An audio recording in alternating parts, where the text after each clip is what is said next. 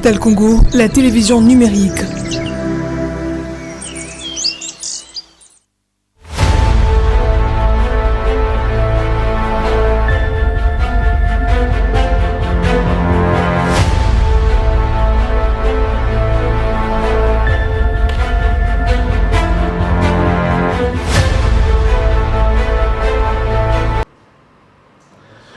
Bonjour, merci de notre ce matin en direct sur Digital Congo Télévision. Le grand débat, c'est votre rendez-vous de chaque mercredi de 8h à 10h30. Nous prenons bien soin de sculpter l'ensemble de l'actualité. Eh bien, on y revient sur la date d'hier, le mardi 28 janvier 2025. Une marche spontanée a eu lieu dans la capitale Kinshasa, dont la population apporte ouvertement son soutien au FARDC Wazalendo.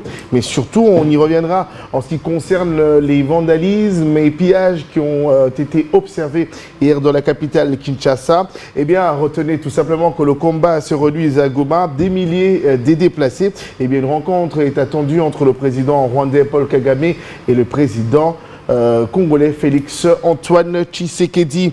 La patronne du gouvernement congolais a pris soin bien sûr de faire la ronde, question de constater les dégâts, les déclarations du ministre de l'Intérieur mais aussi la vice-ministre de l'Intérieur dont on prendra bien soin de le suivre avec vous ici. Et bien on parlera de la situation sécuritaire à l'est de la République démocratique du Congo. La population quinoise prête à défendre sa patrie. Nous sommes très honorés de pouvoir échanger aujourd'hui spécialement ici dans le grand débat. Nous recevons Maître Rodrigue Aramazani, secrétaire général du parti Envol, le parti cher à Deli Sesanga.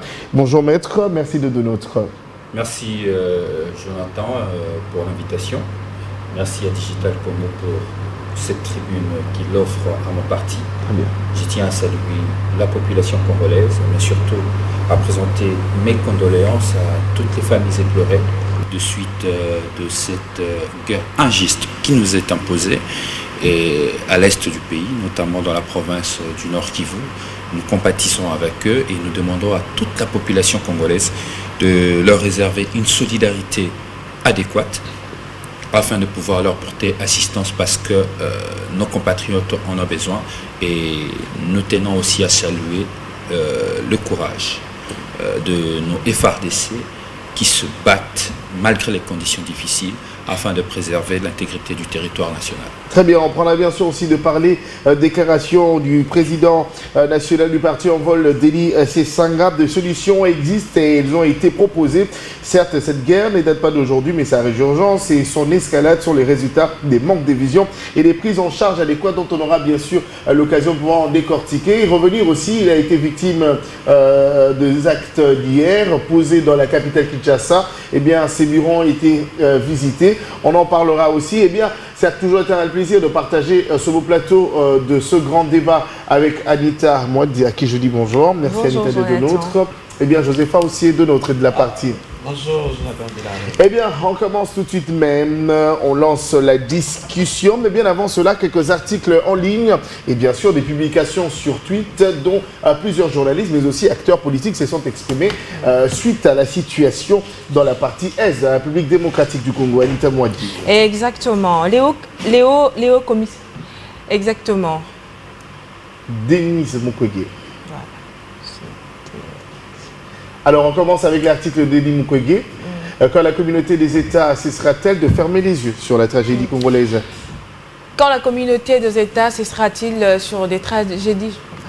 Quand la communauté des États cessera-t-elle de fermer les yeux sur la tragédie congolaise et d'accepter ou de tolérer les violations systémiques du droit international et des droits humains? Il est temps d'agir, de cesser les condamnations creuses et d'adopter des sanctions politiques et économiques contre le régime criminel de Kigali, a déclaré le prix Nobel de la paix, Dr Denis Mukwege. On passe, on va devoir prendre un autre article, Jean-Paul Bétambé. D'autres publications aussi sur Twitter, Stani Boujakera qui tweet à son tour. Le secrétaire général des Nations Unies, Antonio Gutiérrez, s'est entretenu séparément par téléphone mardi matin avec le président de la RDC et le président rwandais Paul Kagame. Ils ont évidemment évoqué la situation actuelle dans la partie est de la République démocratique du Congo dont la rencontre est très attendue alors.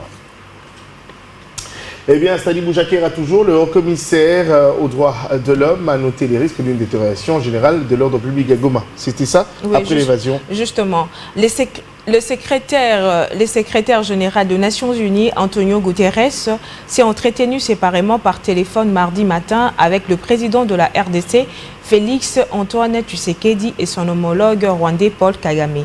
Ils ont évidemment évoqué la situation actuelle de l'Est de la RDC. Très bien. Alors, il faudrait retenir que le lundi, d'environ 4763 prisonniers de la prison de Muzenze, l'établissement pénitentiaire, eh bien, on y revient d'ailleurs sur les nominations qui devront nettement aussi suivre. Eh bien, la nomination de l'actuel gouverneur de la ville de Nord Kivu. de Goma, bien sûr, de la province du Nord Kivu.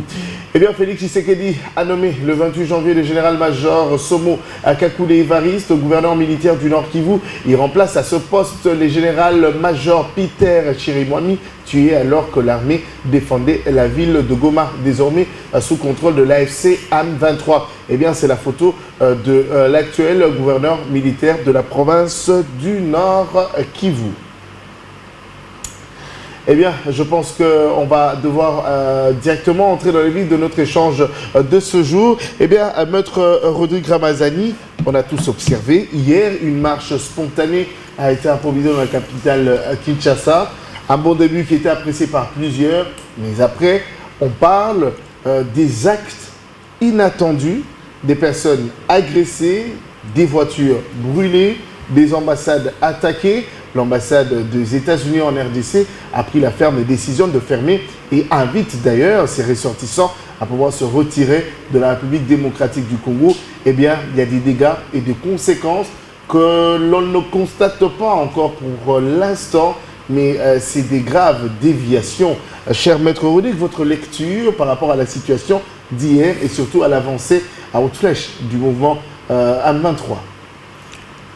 Merci beaucoup, Jonathan. Je crois que hier, il s'agissait pas forcément d'un acte spontané, parce que nous avions tous vu un communiqué d'un des secrétaires général de l'IDPES qui a publié qu'il y aurait manifestation, évidemment, cette journée-là. Donc, c'est un parti politique qui s'est mobilisé pour se faire, mais cependant, parce qu'il s'agissait d'une cause nationale, la population congolaise aussi était sortie dehors pour, évidemment, revendiquer ce qui est de droit, ce qui est reconnu par notre Constitution.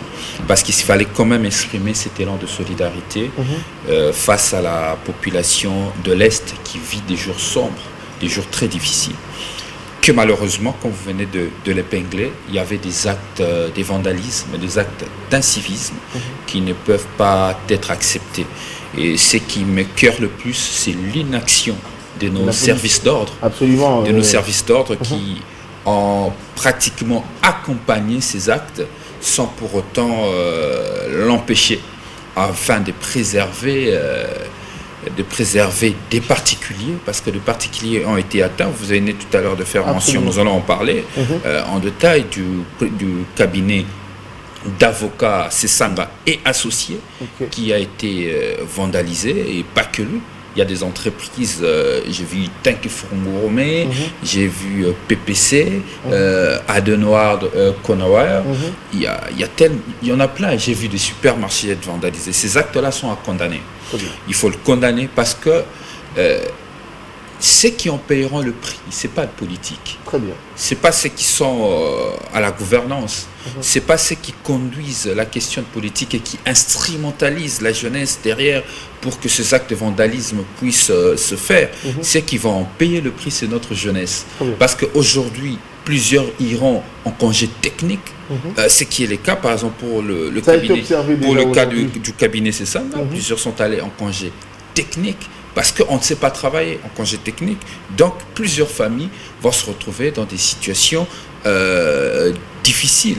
Et ce sont des choses auxquelles notre population doit y veiller. Nous n'avons pas intérêt aujourd'hui à faire ces reculs économiques. Nous avons connu des actes de pillage 1991 et 1993 qui, jusqu'aujourd'hui, les stigmates sont encore là et qu'on n'a pas su se relever de ça. Notre économie continue toujours à battre de l'aile et c'est très difficile. Donc, ces actes d'incivisme, nous l'envolons, nous le condamnons, alors fermement, parce que nous estimons que l'État doit fonctionner autrement en lieu et place de chercher, pour ceux qui sont au pouvoir, de cacher leur incompétence, leur incapacité de sécuriser notre population, de préserver l'intégrité du territoire national ainsi que notre souveraineté en voulant instrumentaliser cette incapacité en mettant le peuple dans la rue pour s'attaquer aux diplomates, s'attaquer aux représentations des autres États, mais aussi aux biens de particuliers, voitures caillassées,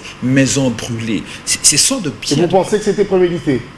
Mais c'est une préméditation. C'était une préméditation. Il suffit de voir le comportement de la police nationale, parce que lorsque nous devons analyser avec froideur, vous allez vous rendre compte que dans les dernières années, à chaque fois que l'opposition a voulu se manifester, il y a toujours eu une répression alors sanglante contre l'opposition, alors que l'opposition, très souvent, a manifesté pacifiquement. Cette question, cette inaction de nos services de l'ordre est une interrogation énorme et qui nous pousse à dire que c'était une préméditation faite pour justifier l'incompétence et l'incapacité de ceux qui sont au pouvoir et qui sont aujourd'hui, qui ne sont pas en mesure de répondre de leurs responsabilités que la nation les a confiées. Préserver l'intégrité du territoire, préserver notre souveraineté et garantir la paix sur l'ensemble du territoire national. Face à cette incapacité, la meilleure réponse que le pouvoir Tshisekedi a trouvé à nous donner, c'est de mettre en avant des actes de vandalisme contre les représentations des États, contre le bien de privé.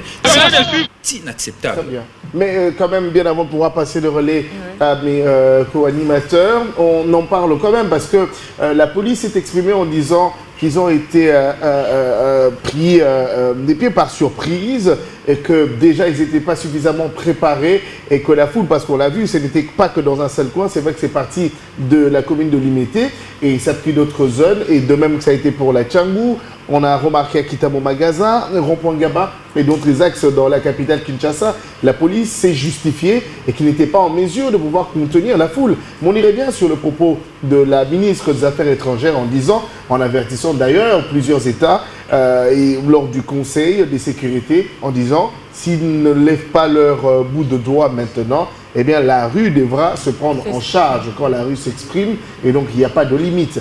Telle est l'interprétation. Est-ce que vous n'avez pas crainte pour les pires dans les jours à venir, Maître Rodrigue Ramazani? Mais c'est ça que je venais de dire tout à l'heure. La police nous dit qu'il était débordé. Vous venez de citer ici la déclaration du vice-ministre de l'Intérieur qui, dans une certaine forme, je viens de sillonner ces actes qui ont été faits et menacent même. Et avant ça, il y avait plusieurs personnalités. Mais elle a dit que nous étions infiltrés. Ce sont les infiltrés rwandais qui seront... J'ai suivi comme tout le monde ces déclarations irresponsables d'un ministre de l'Intérieur qui ne sait pas rassurer l'ordre. Il oublie sa mission. Sa mission, c'est de rassurer la population et de mettre l'ordre à l'intérieur du pays. Lorsqu'il nous dit qu'ils ont été débordés et qu'ils ont été infiltrés à Kinshasa par le Rwandais qui occupe déjà l'est du pays, comprenez que notre population n'a pas d'autre sein à se vouer, donc nous sommes tous exposés. C'est ce que la vice-ministre a voulu faire croire à l'opinion nationale par cette déclaration sortie comme un cheveu dans la soupe. C'est inacceptable, cette irresponsabilité. Et chercher une fois de plus à vouloir cacher l'incapacité de ce pouvoir à protéger les Congolais va nous amener à ça. Lorsqu'il n'y a aucune planification, lorsqu'il n'y a aucune organisation, lorsqu'il n'y a pas de la rigueur dans la conduite de la politique sécuritaire du pays, nous tombons dans de telles déclarations, dans de telles justifications. Aujourd'hui, la démagogie n'a plus sa place. Aujourd'hui, les déclarations tapageuses n'ont plus leur place. Nous avons une partie de notre territoire qui est occupée par l'armée rwandaise. Que devons-nous faire pour reconquérir la paix? C'est ça la grande question. C'est là où nous attendons le ministère de l'Intérieur. C'est à cet endroit-là que nous les attendons. Le ministre de la Défense, nous ne les attendons pas dans des déclarations encourageant l'incivisme, alors qu'ils sont censés être là pour mettre de l'ordre, pour que le particulier, les représentations étrangères en République démocratique du Congo, les entreprises se sentent en sécurité. Lorsque le ministre de l'Intérieur, celui qui est appelé à établir l'ordre, consacre le désordre, encourage le désordre, les risques est que le plus de 1 million d'emplois, et heureusement que lui-même s'est rebiffé, le président de la République, a promis à la jeunesse congolaise ne peut jamais arriver. Quel est cet investisseur qui viendra investir dans un pays où on peut tout casser, tout détruire à tout moment, encore que nous le savons très bien, que notre système d'assurance, notre système notre justice n'est pas suffisamment huilée afin de répondre à de tels besoins. Ça ne rassure pas les investisseurs et que malheureusement, j'insiste encore, ceux qui paieront le prix dans les jours à venir, ce sont nos jeunes. Les jeunes qui vont manquer d'emploi. Certains déjà, dès aujourd'hui, n'ont pas d'emploi parce qu'ils sont obligés à aller en congé technique. Conséquence, leurs familles resteront à la merci. Nous, à l'envol, nous en appelons à la responsabilité de ceux qui dirigent, en lieu et place de trouver des solutions de raccourci. Très bien. Tout à l'heure, nous allons ouvrir les débats. Ça sera la place à Anita Moadi, Josepha Ngoma. On en parle. C'est jusqu'hier tard que Christian Lusakweno, de par son média, a annoncé que la ville de Goma avait été prise à 90%. Eh bien, cette information qui planait depuis très longtemps. Goma qui avait été coupé d'Internet, dont on avait du mal à pouvoir joindre des gens sur place pour avoir l'évaluation. Eh bien, on y reviendra quand même sur... c'est vrai qu'on parle d'une guerre numérique, mais à un moment, je pense que la population doit savoir la vérité. On y reviendra, ce n'est pas pour pouvoir protéger Moïse Nzangi qui s'est fait lyncher aussi à son tour, parce qu'il a été le premier à pouvoir donner la position. Et donc, pour plusieurs, Moïse Nzangi ne pouvait pas s'exprimer de la sorte, parce qu'il donnerait un feu vert à l'ennemi qui n'avait peut-être pas le contrôle exact. Et donc, tout se joue au niveau de l'information. On y reviendra, mais je pense qu'il y a quand même cette façon de faire qu'il faudrait revoir un tout petit peu. Ces messages, on l'adresse au ministre de la Communication et Médias. Pourquoi est-ce qu'on autoriserait les autres à livrer des informations et à en interdire les autres aussi? Eh bien, à M23, la situation qui se prolonge toujours. C'est vrai que dans la ville de Goma aujourd'hui, on observe depuis ce matin qu'il y a moins de coups de feu, mais la République démocratique du Congo qui, quant à elle, demande le retrait immédiat de troupes rwandaises et cessation des hostilités, sanctions ciblé, embargo sur les ressources naturelles déclarées comme rwandaises et révocation du Rwanda en tant que contributeur de troupes aux Nations Unies et transparence totale sur le transfert d'armes au Rwanda. On y reviendra aussi sur la déclaration de Denis Sesanga, le président national du parti Envol, mais aussi Martin Fayoulou qui n'a toujours pas sa langue dans la poche, qui s'est exprimé aussi quant à la situation. Et plus loin, on y reviendra sur la déclaration du ministre de l'Intérieur et sécurité. Mais bien avant cela, ça sera la publicité que l'on prendra et on se retrouve tout juste après. Ça sera pour poursuivre ici en direct sur Digital Congo dans le grand débat. À tout de suite.